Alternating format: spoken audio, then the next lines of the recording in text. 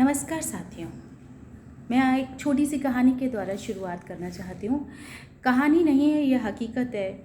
पिछले साल मेरे एक दोस्त ने मुझसे बातचीत करके बताया कि उत्तर प्रदेश के एक गांव में उसके भतीजे की मृत्यु हो गई और उसका भतीजा कितने साल का था? मात्र 10 साल का।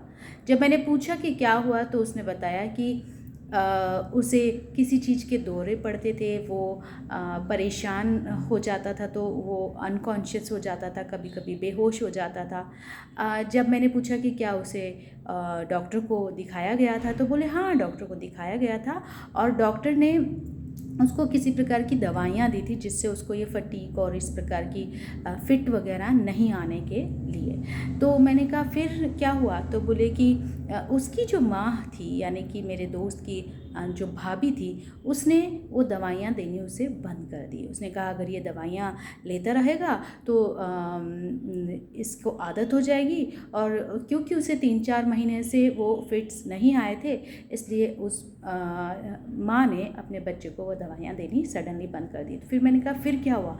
तो उसने बोला कि फिर वो बच्चा एक दिन बहुत तेज़ बारिश हो रही थी तो उस बारिश में वह बाहर खेलने गया, बाकी सब बच्चों के साथ खेलने लगा, बहुत ज़्यादा उछल कूद उसने मचाई और उसे बुखार आया। बुखार में उसे फिट्स आए और इमरजेंसी के टाइम में उस गांव में उन्हें कोई डॉक्टर नहीं मिला और वो बच्चे की मृत्यु हो गई। तो ये तो एक कहानी है, एक बच्चे की कहानी पता चली, लेकिन कितने सारे ऐसे बच्चे हैं और बड़े हैं जिनको इस तरीके की चीज़ें होती हैं हमारे देश में और पता भी नहीं चलता। तो ये जब मैंने डिटेल में बात की तो उसने बताया कि हाँ, उसे एपिलेप्सी था और इसे स्वीकार करना ही अपने आप में एक बहुत मुश्किल काम है। लेकिन मसला ये है कि वो दवाई क्यों बंद कर दी गई।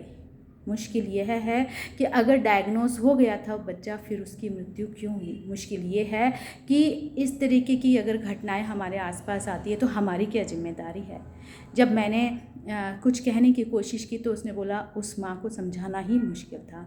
तो ये सच है कि माँ को समझाना मुश्किल है, लेकिन हमें इस चीज़ पर अवेयरनेस और सेंसिटाइजेशन फैलाने की बहुत ज़्यादा ज़रूरत है कि किस प्रकार से परिवार वालों को दूसरों के बीच में या समाज के बीच में भेदभाव का सामना करना पड़ता है, और उस स्थिति में परिवार वाले भी बहुत सारी ऐसी लाइफ में अप्स एंड डाउन्स को महसूस करते हैं और फेस करते हैं। तो कहने का मतलब ये है कि इस तरीके की चीज़ों को कम करने के लिए या घटाने के लिए हमें सतर्क रहने की ज़रूरत है। वन, दूसरी चीज़ है कि हमें डिग्निटी देना चाहिए। डिग्निटी किस चीज़ के लिए?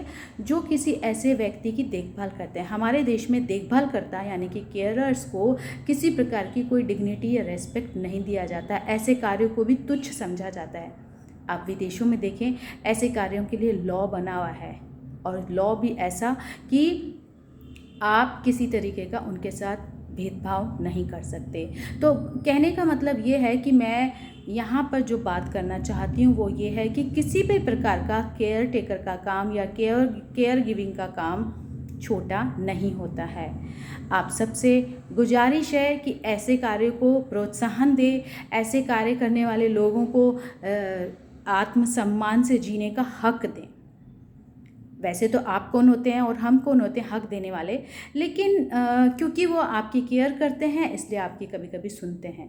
और मैं आप लोगों से हाथ जोड़कर निवेदन करती हूँ कि यदि आपके आसपास कोई इस तरीके का काम कर रहा है, यानी केयरर का काम कर रहा है या देखभाल करता है, उसको कृपया करके आप प्रोत्साहन दें और उसका सम्मान बढ़ाएं और उसके कार्य को आप सम्मान की दृष्टि से देखें, ना कि तुच्छ दृष्टि से देखें।